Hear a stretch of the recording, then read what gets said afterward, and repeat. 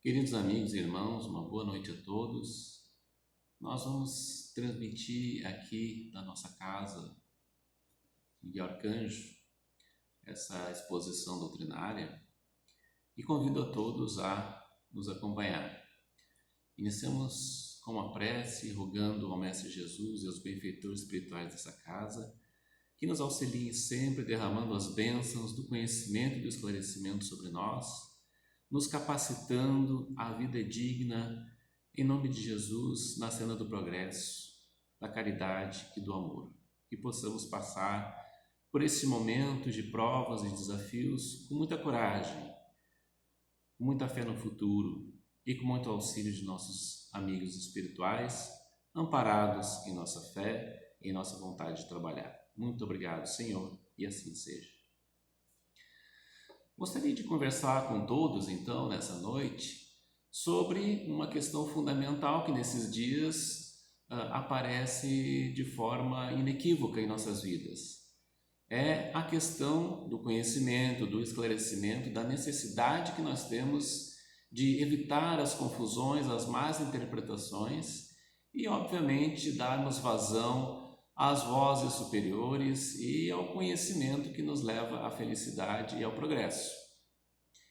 Nesse livro, Estude Viva, Emmanuel, através de Francisco Xavier, nos fala da escola da alma. E quando nós nos referimos a esse termo, obviamente estamos falando de um processo pedagógico, de um processo educacional. Sabemos que Jesus é o educador por excelência até hoje. Em Lucas, por exemplo, diz que Jesus, em um sábado em Nazaré, ele participou de uma assembleia de fiéis, lendo uma página de Isaías para a edificação dos ouvintes e, obviamente, provocando e gerando um debate e provocando uma acirrada discussão. Jesus constantemente endereçava a palavra ao povo, tanto nas praças quanto nas próprias casas em que ele visitava. Lembramos também que no dia do Pentecostes, mensageiros sublimes se utilizaram da mediunidade dos apóstolos para falar em diversas línguas, para instruir a multidão sobre os assuntos da espiritualidade superior, não é? Também temos a narração de um espírito amigo que chega até Filipe, pedindo a gentileza de acompanhar um alto funcionário etíope em sua jornada, para que ele pudesse ler em comunhão certas passagens das Escrituras, pois ele queria compreender melhor as mensagens do Cristo. As cartas de Paulo, nós vamos lembrar também, eram lidas, eram trocadas nas comunidades. Para quê? Para a elucidação dos povos, das pessoas, eram lidas nos centros de cultura evangélica nos tempos apostólicos. E isso tudo, meus amigos, nada mais é do que a pedagogia de Jesus. Então, hoje em dia, nada mais justo que nas nossas casas espíritas, que revive esse cristianismo puro, sustentemos esses estudos sistemáticos, que são destinados a clarear o pensamento religioso e a traçar as diretrizes para a nossa vida espiritual. Essa é a pedagogia de Jesus.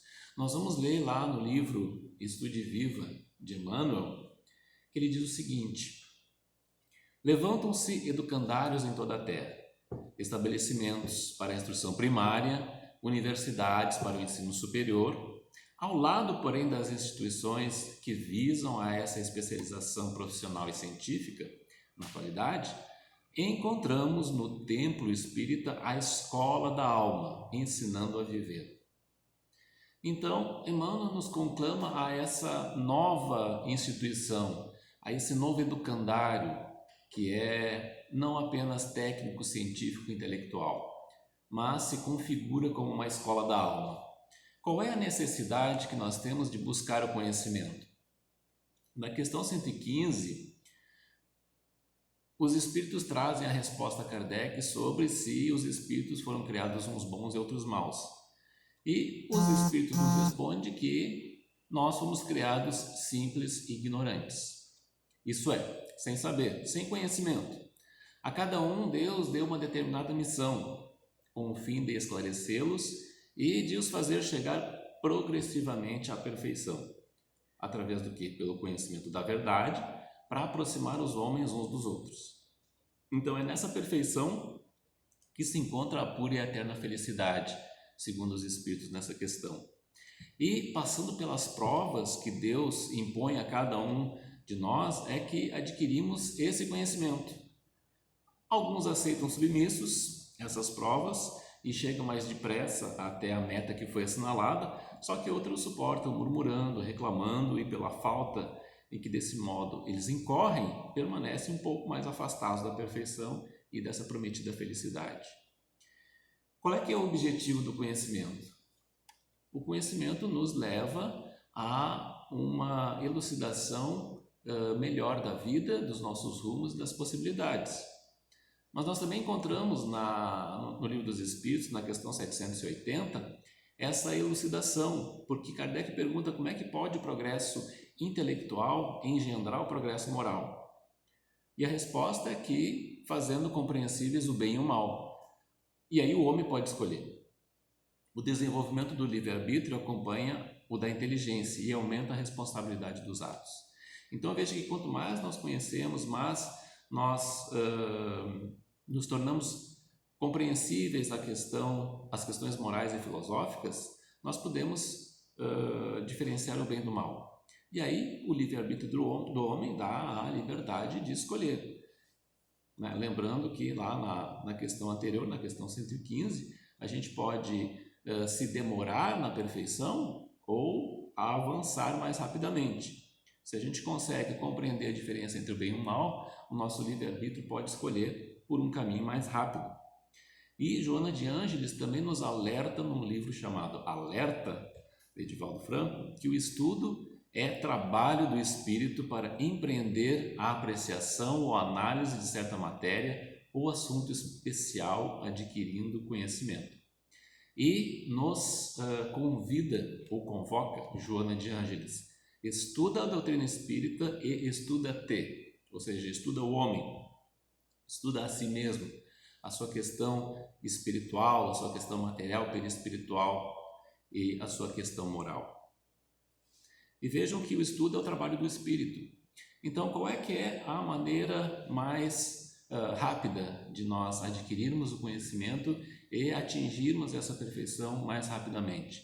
Nos diz Joana de Ângeles, através do estudo, e esse estudo constitui o trabalho do espírito. E por que o trabalho se impõe ao homem? Essa é a questão 676 do Livro dos Espíritos. Por ser uma consequência da sua natureza corpórea. É expiação e ao mesmo tempo um meio de aperfeiçoamento da sua inteligência. Nos diz os Espíritos que sem o trabalho o homem permaneceria sempre na infância quanto à inteligência. E por isso é que seu alimento, a sua segurança e o seu bem-estar depende do seu trabalho e de sua atividade. Portanto, o que é o trabalho? Qualquer atividade útil em nossas vidas espirituais e corpóreas. Esse trabalho é o aperfeiçoamento através da inteligência. Então, o espírito criado simples e ignorante, não ignorante no sentido de burro, mas ignorante no sentido de não saber tudo ainda. Qual é que é a meta do homem? É atingir a perfeição. Mas atingindo a perfeição, ele precisa conhecer todas as ciências. E para conhecer todas as ciências, para conhecer todas as filosofias, digamos assim, ele precisa trabalhar. Esse trabalho é o que predispõe ao aperfeiçoamento da inteligência. E Deus nos deu essa capacidade de trabalhar, e o trabalho se impõe de forma mais ostensiva enquanto estamos encarnados, e portanto um dos pressupostos da encarnação é essa possibilidade de desenvolvermos a nossa inteligência. Porque o objetivo da encarnação ela é dupla.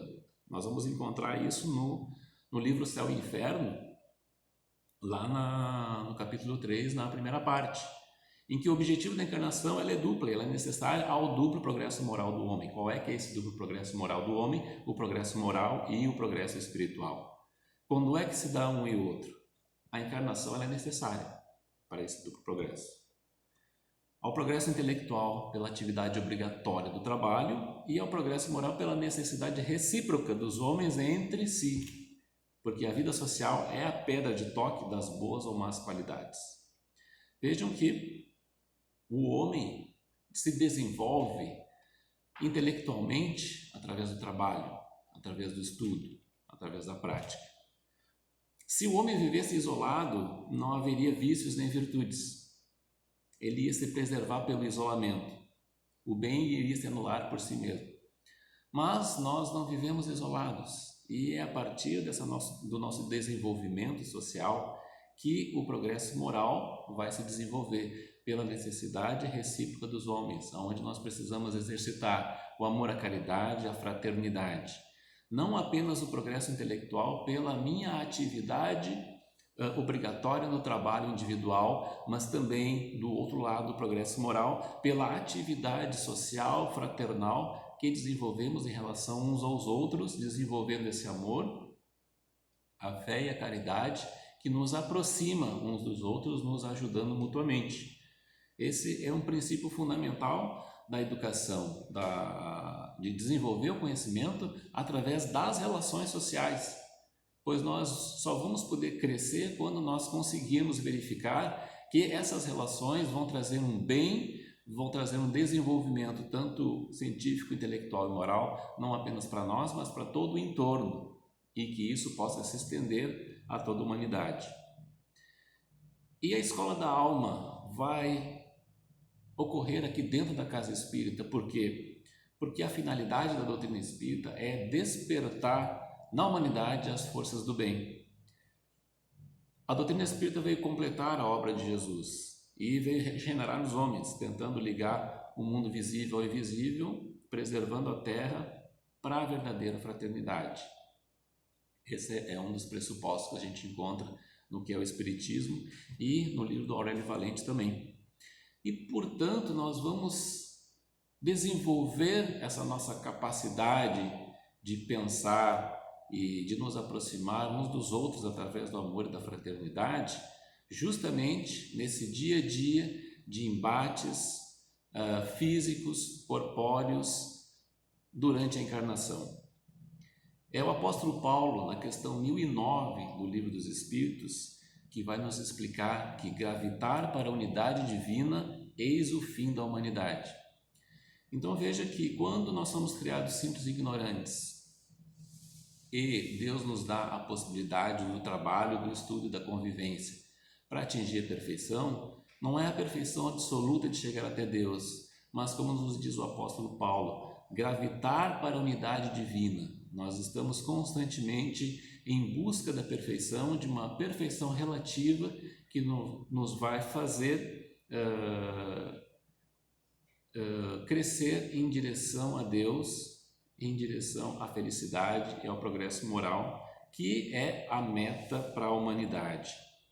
E Paulo ainda continua, nos diz como é que nós podemos atingir essa perfeição relativa.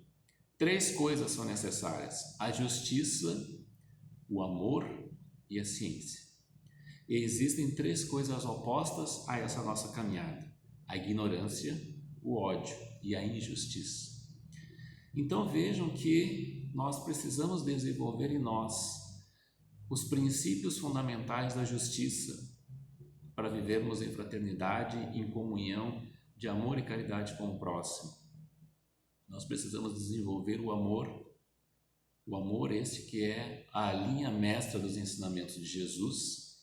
E a terceira coisa é a ciência, ou seja, nós precisamos continuar a conquista do conhecimento científico, do conhecimento filosófico, intelectual, que vai nos aproximar não apenas da perfeição relativa corpórea nesse planeta e nesse mundo, no universo, mas também vai fazer com que nos aproximemos da compreensão dos verdadeiros sentimentos fraternais entre os homens. Lá no livro que é o Espiritismo, Kardec vai com muita propriedade resumir o Espiritismo como a ciência que trata da natureza, origem e destino dos espíritos e das suas relações com o mundo corporal. Portanto, a doutrina espírita, continuando os ensinamentos de amor de Jesus, vem nos legar também o aprendizado e a busca do conhecimento pela filosofia, e pela ciência, pelos conhecimentos científicos, pelo estudo da natureza, das coisas, dos corpos e do destino dos espíritos. Se nós conseguirmos desenvolver esse conhecimento, essa capacidade da busca do conhecimento, nós estaremos atingindo o objetivo de Emmanuel sobre a escola da alma. Claro que é um combate longo, é como se combate uma epidemia, uma pandemia para ficar na moda. Pode ser longa, mas não é impossível, não é? Uma grande trabalhadora do movimento espírita, Cecília Rocha, que começou com a educação de crianças e jovens e depois propôs o estudo sistematizado da doutrina espírita para todo o Brasil, para os adultos, no livro Educação com Jesus, nos diz que o maior desafio da educação é ensinar a pensar. Nós precisamos desenvolver o que Kardec nos trouxe como a fé raciocinada. Então, compreendemos a nossa necessidade de adquirir o conhecimento moral e intelectual para conseguirmos a meta primordial, que é gravitar em direção à unidade divina. Continua Emmanuel no livro Estude Viva sobre a Escola da Alma, quando diz que nós não vamos alcançar a libertação verdadeira se nós não abolirmos o cativeiro da ignorância no reino do Espírito. E é forçoso observar que o conhecimento é um tipo de aquisição que exige de nós caridade para conosco, porque a luz do Espírito ela não se transmite por osmose nem por imposição, ela se transmite através da compreensão e através do trabalho árduo e profundo, sistemático na direção do esclarecimento e da compreensão através da fé raciocinada sobre as nossas origens, nosso destino e as relações que temos uns com os outros, tanto encarnados como desencarnados. Quem aspire, conclui ele, quem aspire a entesourar os valores da própria emancipação íntima à frente do universo e da vida, deve e precisa estudar. Portanto, quando Emmanuel nos convida a pensarmos e refletirmos na doutrina espírita e na casa espírita como a escola da alma, não é apenas a escola intelectual, científica, mas a escola que nos ensina a viver.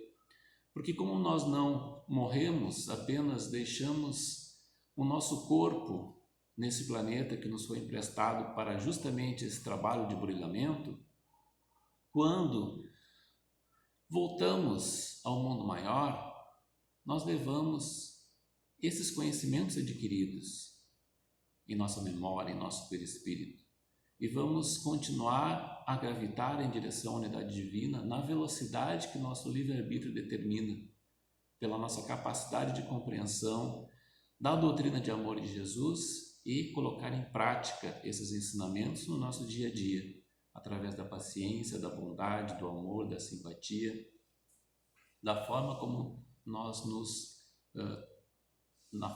interagimos no nosso dia a dia.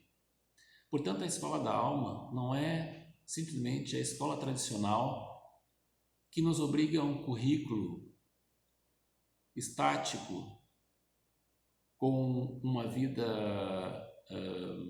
estática, mas aquela que nos convida a refletir sobre o amor, sobre a bondade, sobre a fé raciocinada, e nos ensina a viver, porque nós vamos conseguir a felicidade almejada através da nossa capacidade de viver bem, e viver bem nesse mundo é compreender as nossas relações uns com os outros, que só pode ser de amor e de caridade. Meus amigos, o que nos resta nesse momento é agradecer ao Pai, agradecer a Deus e a Jesus pelas oportunidades que a doutrina espírita nos coloca em nossas vidas. Vamos aceitar o convite, convocação de Jesus para o estudo sistemático e aprofundado das profundas relações da nossa vida em relação ao plano maior. Vamos compreender essas relações e vamos nos entender como um ser triuno, como nos diz Joana de Ângeles, através da sua psicologia, para que possamos atravessar esse momento de desafios e de crise, saindo maiores, saindo com uma conquista em relação a nós mesmos, como nos diz Joana de Ângeles: estuda a doutrina espírita e estuda-te, porque nós vamos nos compreender e podemos colocar em prática o ensinamento do dia a dia. Agradecemos aos benfeitores amigos e dirigimos uma prece a todos aqueles que encontram-se nos seus lares neste momento de confinamento, de retiro, em que estamos voltados para nós mesmos, e vamos aproveitar esses momentos para refletir sobre nós, a nossa família, nossa relação com o trabalho, nossa relação com o mundo, com a natureza, nossa relação com Deus, nossa relação com o nosso próprio coração. Que Jesus nos ampare e nos guie nessa jornada e que possamos sair vitoriosos em direção à felicidade e ao amor. Muito obrigado, Senhor. Obrigado a todos e possamos seguir esse canal sempre que possível. Uma boa noite a todos.